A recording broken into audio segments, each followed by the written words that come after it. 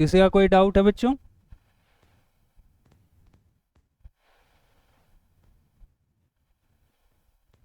Okay, कोई doubt नहीं है तो चलो फिर आज क्लास शुरू करते हैं।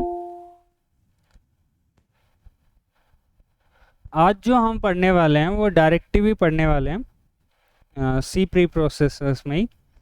लेकिन आज हम पढ़ेंगे आपके पास 6 टाइप के फंक्शंस और, ठीक है।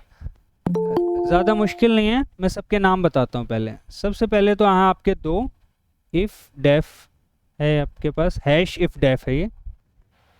फिर सेकंड है आपके पास हैश इफ़ एंड डेफ, ठीक है। ये दो फंक्शंस एक कैटेगरी में आते हैं। एक है फिर हैश इफ़, हैश एल्स और हैश एल्स इफ़, ELIF कहते हैं इसको, पढ़ते हैं इसको हैश एल्स इफ़।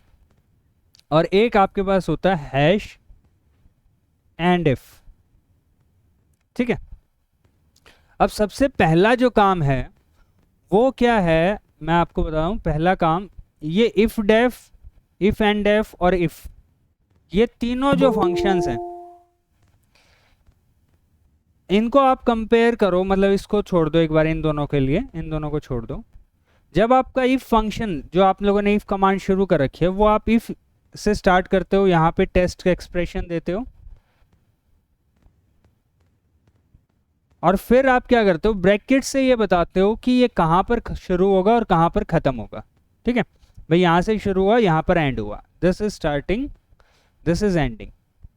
लेकिन क्या होता है डायरेक्टिव में, आप इफ को जब स्टार्ट करते हो, इसका फंक्शन बाद में बताऊंगा, इस इफ को स्टार्ट कर लो, इस इफ को स्टार्ट कर लो, या इफ को स्टार्ट कर लो, आपको एक कमांड अलग से देनी होती है, endif, to end all this if, ठीक है। मतलब आप ब्रैकेट्स यूज नहीं कर सकते, आप ऐसे नहीं कर सकते हैश इफ, फिर यहाँ पे आपने टेस्ट एक्सप्रेशन दे दिया और फिर आप ब्रैकेट्स ओपन करके क्लोज कर रहे हो, ऐसा गलत हो जाएगा। इसको खत्म करने के लिए आप हैश इफ टेस्ट और फिर आपको हैश एंड इफ लिखना पड़ेगा। आई बात समझ में बच्चों? पहले एंड इफ का फंक्शन समझ में आ गया? Yes sir. एक एग्जांपल से एंड इफ का दिखाता हूं मैं आपको। सपोज मैं यहाँ पे एक फाइल ओपन कर लेता हूँ, से फिबोनाची से में कर लेते हैं काम, ओपन। ओके, तो ये हमें सबको डिलीट कर देते हैं। यहाँ पे मैं सीधा अंदर चला जाता हूँ, इंटीजर मेन फंक्शन के अंदर, ठीक है। और यहाँ पर मैं लिख देता हूँ हैश इफ से टेस्ट करने के लिए मैंने उसको बोल दिया कि 9 इज़ ग्रेटर देन 0, ये मैंने टेस्टिंग कंडीशन डाल दी, और कहा printf एक सिंगल कमांड में कि 9 इज़ ग्रेटर देन 0, ठीक है। अगर 9 ये चीज़ स्टेटमेंट ट्रू हो तो, और यहाँ पर मैंने ये चीज़ कर दी, और फिर मैंने लिख दिया रिटर्न 0, ठीक है। अभी देखो मैंने सिंगल स्टेटमेंट दिया और कोई ब्रैकेट्स वगैरह कुछ यूज़ नहीं किया। मैं इसको कंपाइल करता हूँ, ये अभी प्रोसेस हो रहा है। इसने एरर दिखाया, देखो क्या एरर आया हुआ है, अनटर्मिनेटेड हैश इफ, कि जो हैश इफ है वो कहीं पे टर्मिनेट हुआ ही नहीं, ठीक है। आप यहाँ पर चाहो तो ये कर सकते हो, भाई आपने ब्रैकेट लगा दी, भाई ब्रैकेट से ही पहचान ले वो, एंटर प्रेस करके कंट्रोल वी कर दिया।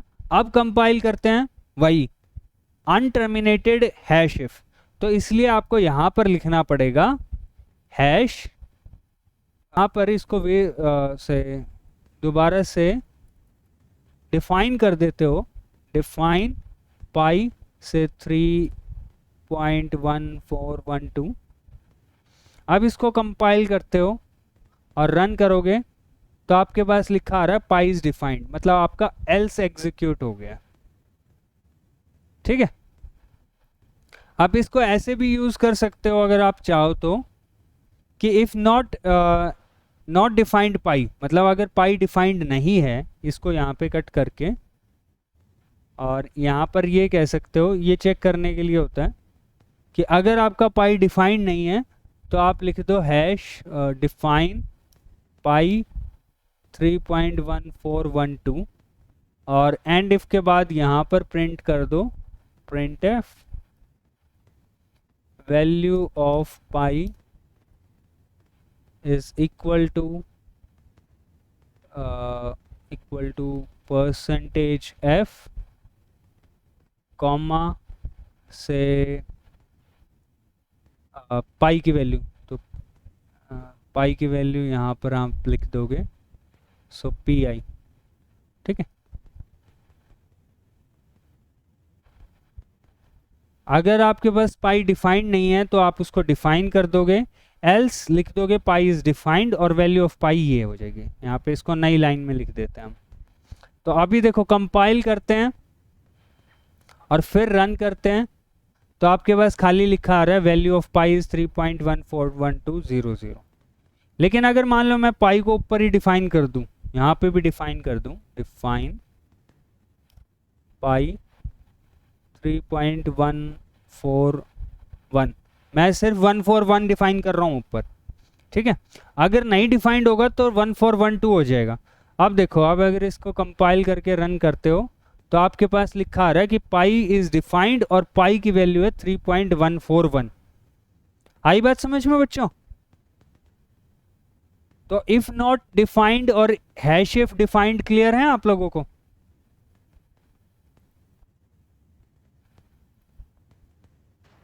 रिप्लाई करो बच्चों, किसी का कोई डाउट हो तो बताओ। ये दोनों एक दूसरे के ऑपोजिट होते हैं। हाँ, ये एक दूसरे के अपोजिट होते हैं। अगर आपने इन नॉट डिफाइंड यूज करना है कि भाई पाई डिफाइंड नहीं है तो कोई काम हो तो आप नॉट डिफाइंड यूज कर सकते हो, वरना आप चाहो तो एल्स की भी हेल्प ले सकते थे, लेकिन इन्होंने शॉर्ट फॉर्म में hash if and defined use कर लिया। तो बेसिकली आपके सारे जो फंक्शंस हैं कंडीशनल कंपाइलेशन ये सारे आपके क्लियर हो गए हैं। Not defined, if defined, if आपका इफ के साथ होता है, एंड इफ का फंक्शन मैंने बता दिया है, हैश एल्स और एल्स इफ ये एल्स इफ की तरह काम करते हैं। ठीक है, इसकी जगह तो आप इसको अवॉइड ही कर लेना। अब जो आपका बचा है वो बचे हैं अदर डायरेक्टिव्स। ठीक है, अदर डायरेक्टिव्स में मैं आपको एक बता देता हूँ, हैश जो आपके बुक में है वो है प्रैग्मा। तो ये जीसीसी कंपाइलर के साथ प्रैग्मा जो है ऑपरेट नहीं करता है। ठीक है, और ये बहुत स्पेशल कमांड होती है, बहुत स्पेसिफिक कमांड्स होती हैं। प्रैग्मा क्या करता है, जैसे ये कंपाइलर की प्रोसेसिंग को चेंज करता है। ठीक है, तो मैं इसका एग्जांपल तो नहीं दिखा सकता क्योंकि वो इस जीसीसी कंपाइलर के साथ काम नहीं करते हैं, ये हटा दिए गए थे। इसका काम क्या होता है, ये कंपाइलर की फंक्शनिंग को चेंज कर सकता है। जैसे फंक्शन क्या करता है, जब भी आपका कंपाइलर रन होता है सबसे पहले आप इंटीजर मेन को रन करवाता है वो, लेकिन आप प्रैग्मा की हेल्प से मेन से पहले अगर किसी फंक्शन को रन करवाना चाहते हो तो करवा सकते हो। तो उसके लिए जो कमांड होती है वो होती है हैश प्रैग्मा स्टार्ट अप और फिर उसके बाद function name. I am not sure यहाँ पे कोई स्टार्टअप होता है या कोई दूसरी कमांड होती है, मतलब होता है यहाँ पे कुछ, वो स्पेसिफिक होता है, आपकी बुक में दे नहीं रखा, सिर्फ इतना दे रखा है कि प्रैग्मा जो है वो कंपाइलर की प्रोसेसिंग को चेंज कर सकता है। तो शायद यहाँ पे स्टार्टअप कमांड होती है एक, कि मेन फंक्शन से पहले अगर आप किसी फंक्शन को रन करवाना चाहते हो तो स्टार्टअप होता है। दूसरा, जब आपका मेन फंक्शन ख़त्म होता है उसके बाद कंपाइलर किसी फंक्शन को रन नहीं करता, तो आप प्रैग्मा की हेल्प से किसी दूसरे फंक्शन को भी रन करवा सकते हो कि मेन फंक्शन ख़त्म होने के बाद ये वो कर दे। उसके लिए ये कमांड होती है हैश प्रैग्मा एंड अप, कुछ एंड अप फोज होते हैं और फंक्शन का नाम होता है, यहाँ पे फंक्शन नेम होता है। तो ये दो कमांड है, मैं इनके एग्जांपल तो आप लोगों को नहीं बता सकता अभी इसमें, क्योंकि इसके लिए अलग कमांड्स होती हैं। मतलब ऐसा नहीं है कि आप इसमें जीसीसी कंपाइलर्स में ऐसा कर नहीं सकते, आप कर सकते हो, लेकिन वो कमांड्स बिल्कुल डिफरेंट होती हैं, तो वो हमें इतना कुछ जानने की ज़रूरत है नहीं, वो ज़्यादा ही एडवांस हो जाएगा, तो अभी के लिए उसको स्किप कर रहे हैं। आप सिर्फ ये ध्यान रखो, अगर एग्ज़ाम में आ जाए तो प्रैग्मा जो ऑपरेटर होता है वो कंपाइलर की प्रोसेसिंग को चेंज कर सकता है, कि मेन फंक्शन से पहले आपके पास किसी और फंक्शन को रन करवाना चाहते हो वो कर सकता है, मेन फंक्शन के ख़त्म होने के बाद कोई फंक्शन रन करवाना चाहते हो वो कर सकता है, ये एरर को भी स्किप करवा सकता है, कि जैसे आप किसी फंक्शन में पैरामीटर मांग रहे हो लेकिन जब कॉल करते हो तो पैरामीटर नहीं देता, तो कंपाइलर एरर शो करेगा, लेकिन आप उस चीज़ को भी अवॉइड कर सकते हो। ठीक है, तो ये प्रैग्मा आपका क्या करता है, कंपाइलर की प्रोसेसिंग को चेंज करता है। ठीक है, आई बात समझ में बच्चों? Yes sir. Yes sir. तो अगर प्रैग्मा आ जाए तो आप ये बोल देना कि pragma change the processing of the compiler, compiler की प्रोसेसिंग को चेंज कर सकता है। उसके बाद आता है आपका hash error detect. Hash error ये क्या होता है, ये आपका ये बताने के लिए होता है कि एरर डिस्प्ले कर देगा, और जो क्या कहते हैं, एरर डिस्प्ले करने के लिए होता है और प्रोग्राम को वहीं पे टर्मिनेट कर देगा। जैसे मैं एक एग्जांपल दिखाता हूं आप लोगों को,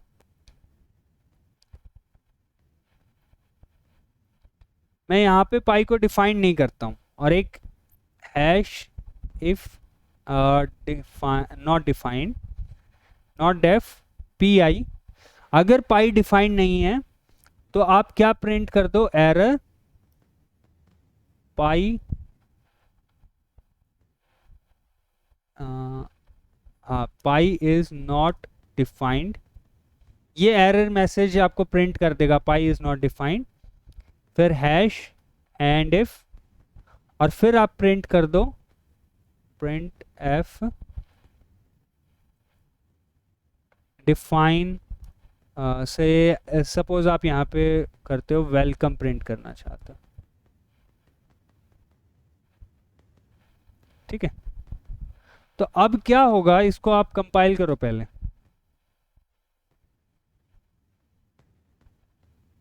ये भी इसको भी कंपाइल करता है क्या?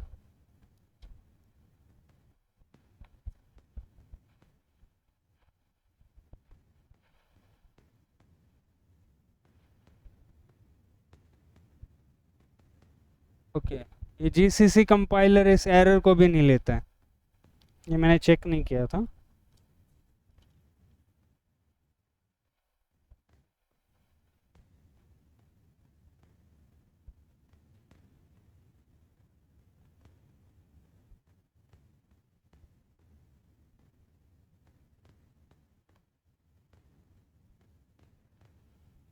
तो इसमें भी मैं आपको एग्जांपल नहीं दिखा सकता इसका, एक्चुअल में जो आपका प्रिंट होके आना चाहिए था ये इसमें जीसीसी कंपाइलर में नहीं एग्जीक्यूट होता, अगेन डिफरेंट कमांड से होगा शायद। तो आपका जो प्रिंट होके आना था वो आना था पाई इज़ नॉट डिफाइंड, मतलब आपके पास ये मैसेज आना था कि पाई इज़ नॉट डिफाइंड, ये मैसेज प्रिंट होना था और प्रोग्राम यहीं पे टर्मिनेट होता, वेलकम प्रिंट नहीं होता। ठीक है, ये चीज़ होनी चाहिए थी यहाँ पे, हैश एरर का मतलब ये होता है। ठीक है, कि प्रोग्राम में एरर हो गया और वहीं पे ही आप इसको टर्मिनेट कर दोगे, तो हैश एरर का यूज़ वहाँ पर होता है, और अभी इस कंपाइलर के साथ ये चीज़ फिर से नहीं चल रही है।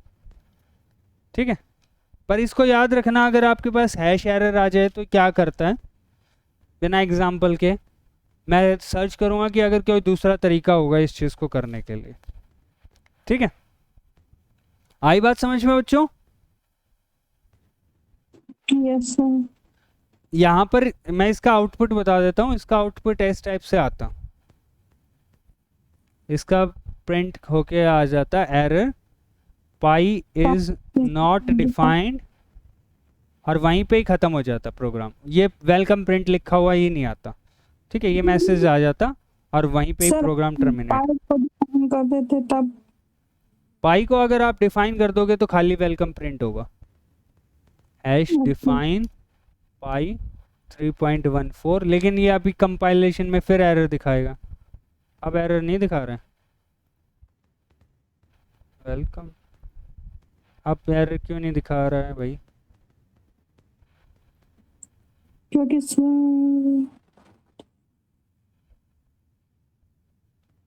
क्योंकि अब हमने पाई को शायद डिफाइन कर दिया ना, इस वजह से वो पता नहीं सर। ओके, तो ये शायद, अच्छा ये प्री प्रोसेसिंग में ही तो एरर नहीं शो कर रहा है। ओके, मे बी आपका यहाँ पे, may be, I am not sure, may be ये जीसीसी कंपाइलर रनिंग टाइम पे एरर नहीं शो कर रहा। फाइंड पाई, ओके, तो मे बी ऐसा हो सकता है, आई एम नॉट श्योर, कि ये ऐसे एक्चुअल में जो एरर शो कर रहा है आपको वो ड्यूरिंग कंपाइलेशन ही शो कर रहा है, मतलब प्री प्रोसेसिंग के टाइम पे ही वो आपको एरर बता देगा। ठीक है, जैसे अब मैंने यहाँ पे लिख दिया इफ डेफ पाई, उसने कंपाइल किया तो उसने कहा कि भाई जो ये पाई है वो डिफाइंड नहीं है, आप इसको कंपाइल करोगे, इफ डिफाइंड पाई, तो ये स्टेटमेंट, हाँ ये स्टेटमेंट जो है फॉल्स हो गई। इफ डिफाइंड पाई, तो ये स्टेटमेंट फॉल्स होगी, तो ये एग्जीक्यूट नहीं हुआ, आपका प्रिंट वेलकम प्रिंट आ गया। लेकिन अगर आप एंड डिफाइन करते हो तो वो आपको ड्यूरिंग कंपाइलेशन ही एरर देगा, आपका एरर मैसेज आ गया कि एरर एग्जीक्यूटेड, तो आप इस एरर को ठीक कर। तो इंस्टेड ऑफ, वैसे तो वो रनिंग के टाइम पे होता है, पर इस कंपाइलर में वो आपको ड्यूरिंग कंपाइलेशन ही बता देता है। तो एरर फंक्शन समझ में आ गया अब, बस इसकी फंक्शनिंग डिफरेंट है। उसको रन करने के दौरान बताने के बजाय उसने क्या किया, वैसे इसको एक तरीके से और भी कर सकते हैं, इफ यूज कर सकते हैं यहाँ पे, इफ 9 इज ग्रेटर देन 0, तो एरर शो कर रहा है।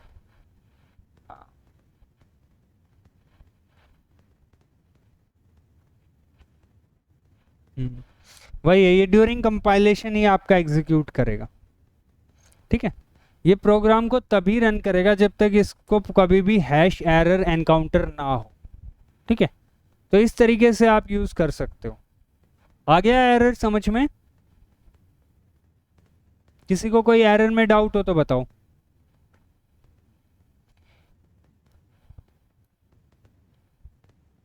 है बच्चों कोई डाउट? बच्चों रिप्लाई तो करो, या कनेक्शन चला गया?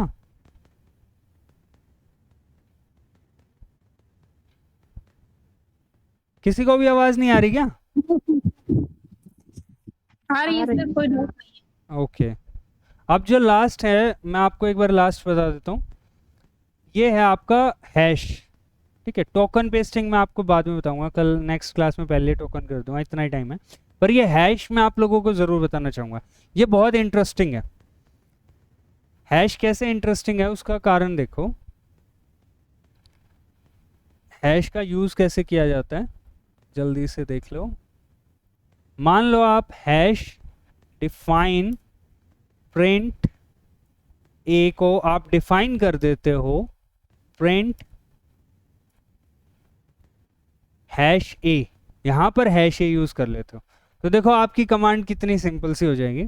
आपको सिर्फ ये लिखना है प्रिंट, इसी कॉल को कॉल कर रहे हो प्रिंट, यहाँ पे प्रिंट एफ कर देना, print welcome to C plus plus.